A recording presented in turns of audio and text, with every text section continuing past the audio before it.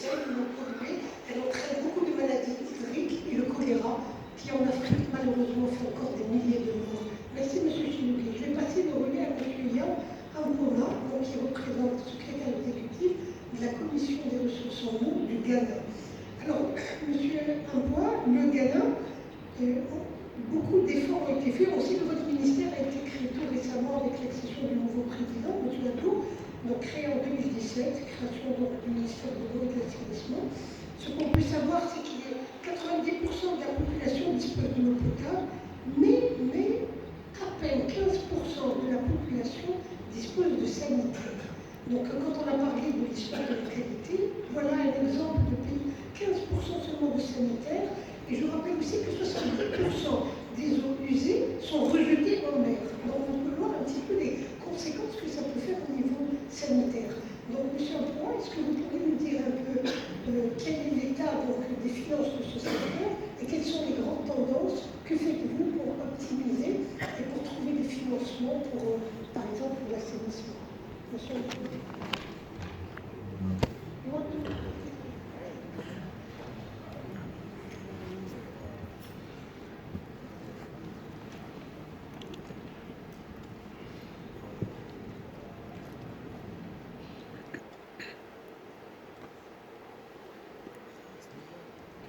Thank you very much for your introduction and also for the question that you posed.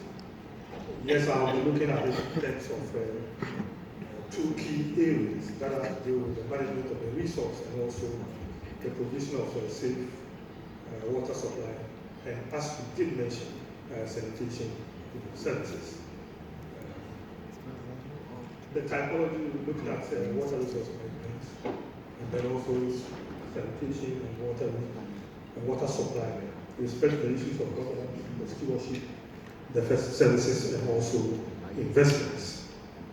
I must say that in terms of government spending, traditionally for water resource management, it has been with government support, and then also official development assistance. And of late, we have been water use charges coming up strongly.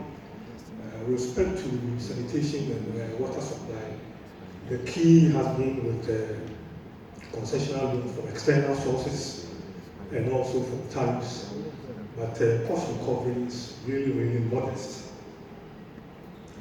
If you look at the gap that we anticipate between 2015 to 2025, we're looking at sourcing at around 2.59 billion US dollars. And of this amount, sanitation and water supply takes almost about 86%, with the remaining going to water resources management. And of this particular amount of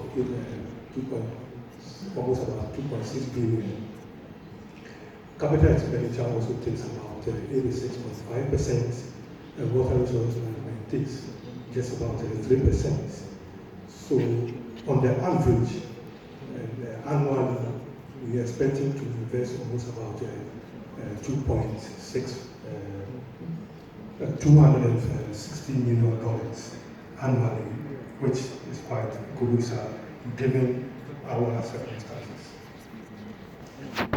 Now, the situation is that we basically spend relatively low amounts on our budgetary amounts on the infrastructure with respect to sanitation and water resources and water supply.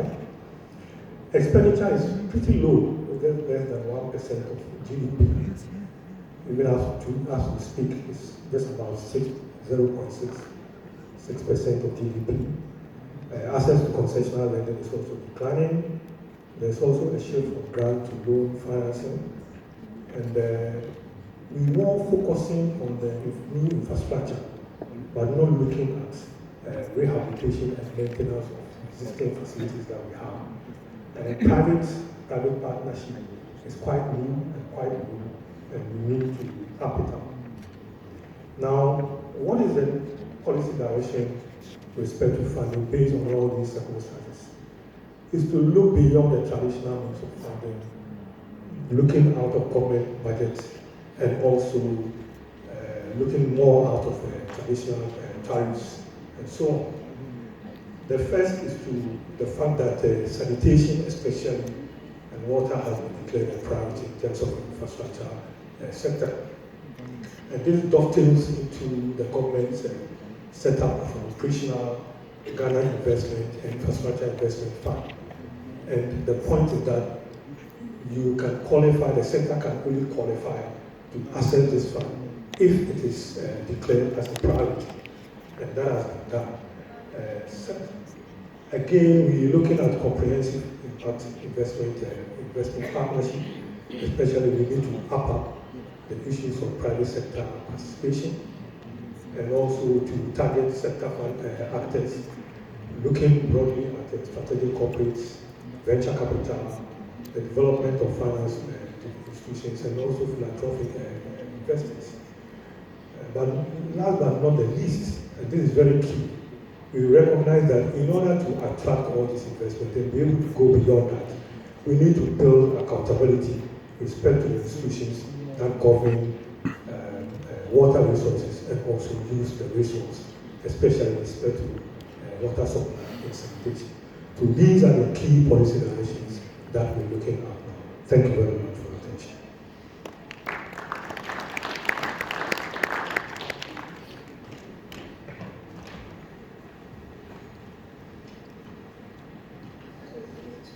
Donc, merci beaucoup, Monsieur Mpoma. Donc, je vais passer le relais à Madame Caroline Demonnière, donc qui représente ici la Banque mondiale.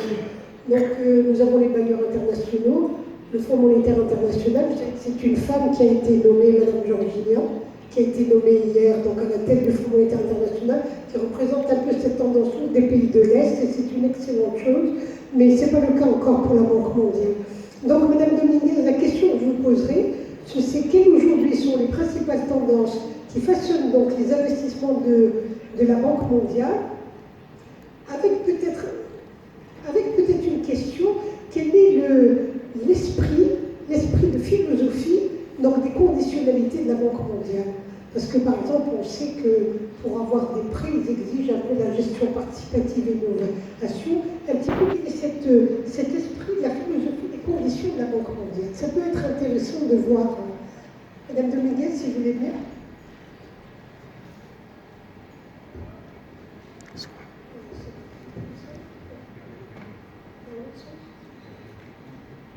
Good afternoon, everyone, and thank you so much on behalf of the World Bank to invite us to participate in this important event that really focuses on water security.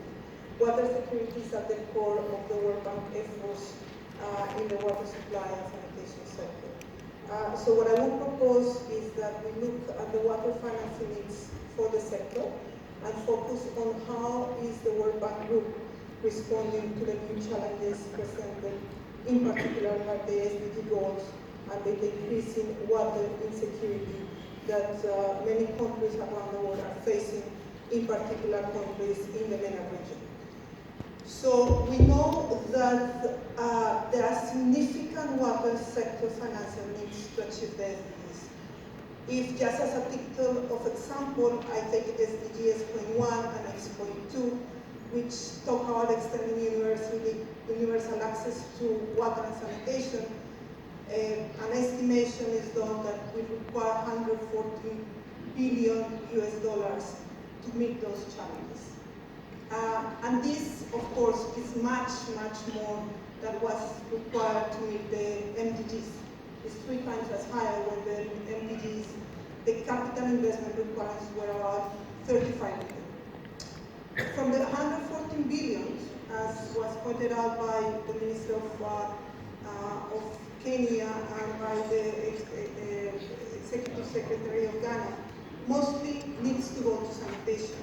Around 60% of the requirements, because sanitation traditionally has been lagging behind. But this only takes into consideration capital investments. And the question is not really giving us much more of a good response, because current financing for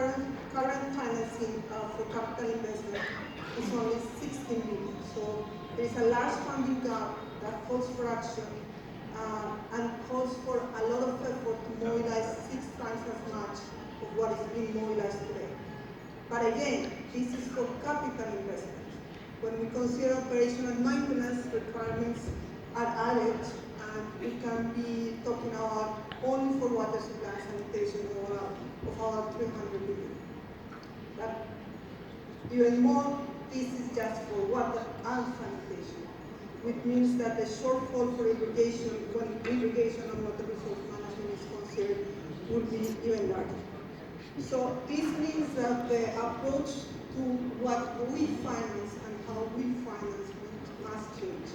And the World Bank Group has engaged in this paradigm shift since the early 70s, where we were focusing on financing infrastructure, in the 90s, where we added the layer of finance infrastructure plus institutions, and I think that since 2015, vis-a-vis the need to meet the SDGs, we are really looking at how we focus to really think in our new ways of finance.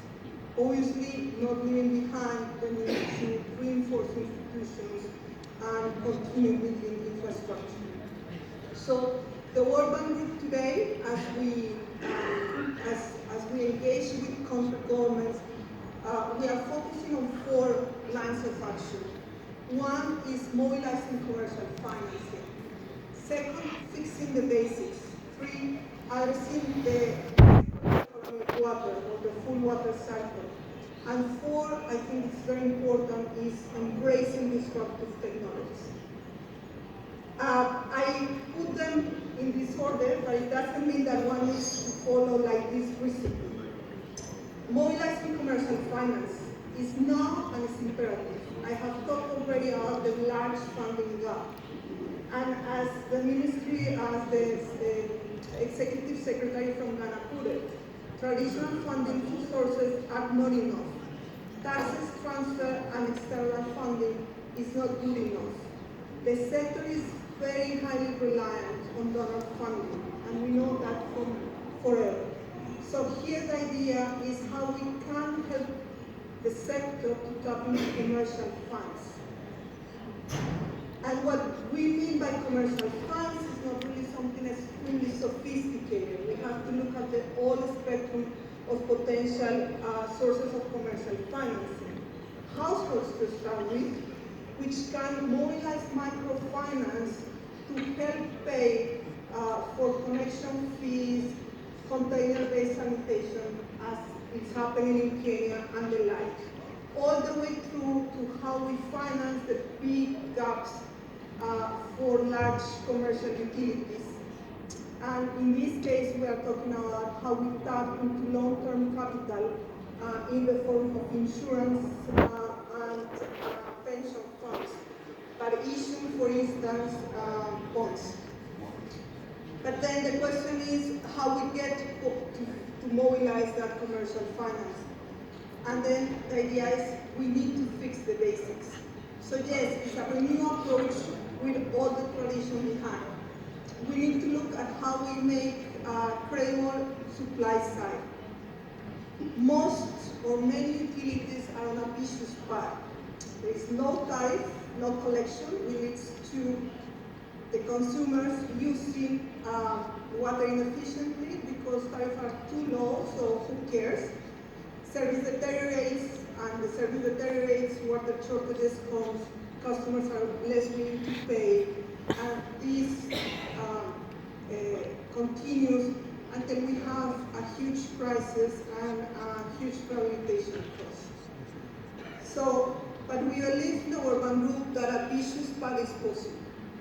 And for that, as we have tried in Uganda and most recently in Ghana, for instance, just to name a few, we can start the process of moving the utility ahead in the game by providing staff and managers performance incentives, which will lead to service quality improve, and again, we start just seeing that quality service improvements will lead to customers really engage with the utility, and that will lead eventually to mobilize a larger revenue base, which will help the utility avoid that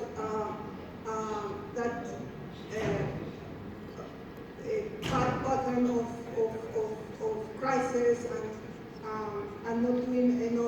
rehabilitation and maintenance.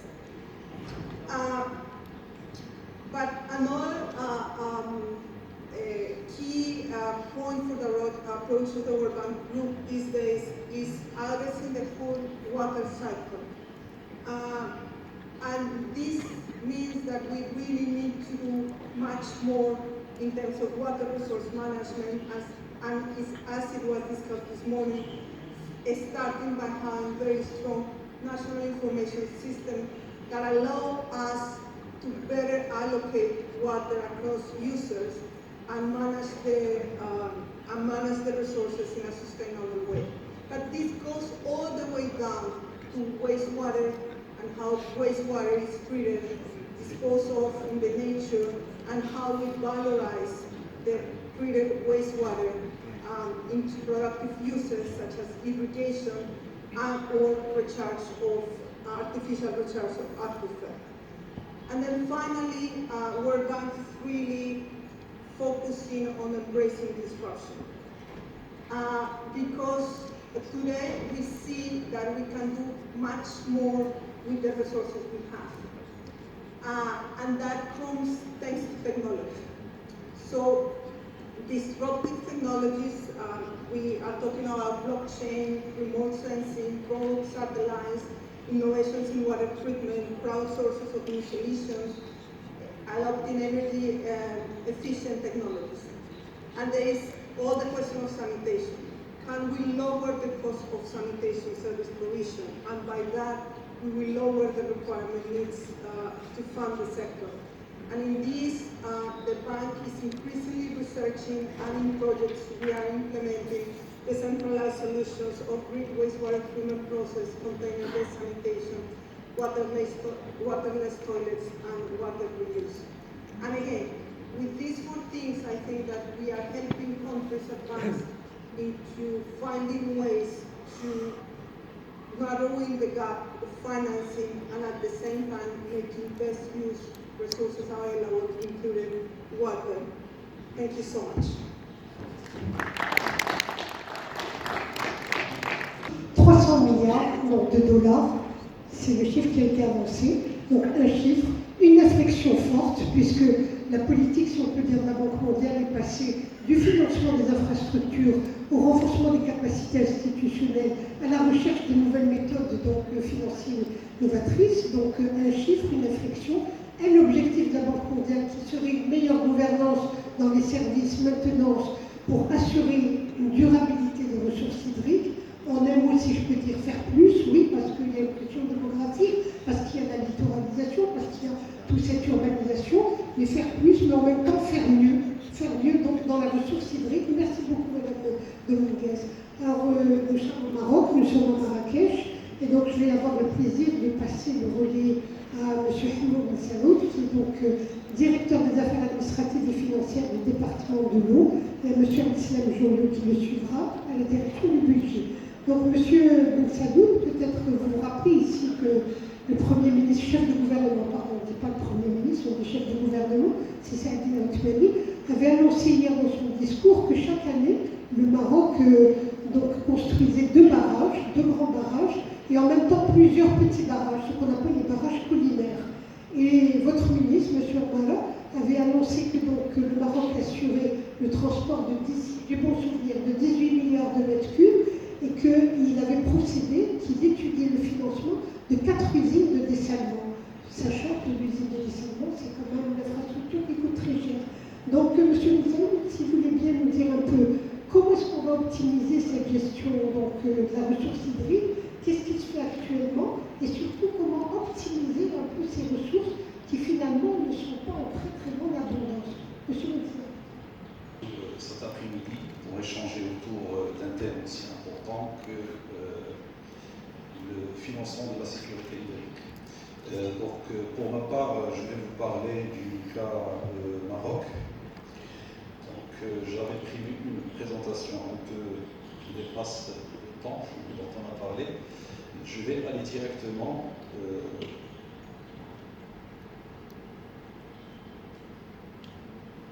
alors, l'optimisation du financement.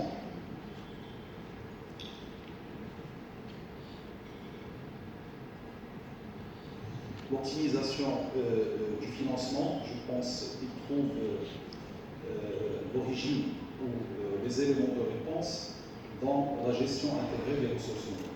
Et au Maroc, cette gestion intégrée des ressources en eau nous est donnée par le plan national de l'eau. Donc je vais directement détailler un peu le contenu de ce plan national de l'eau.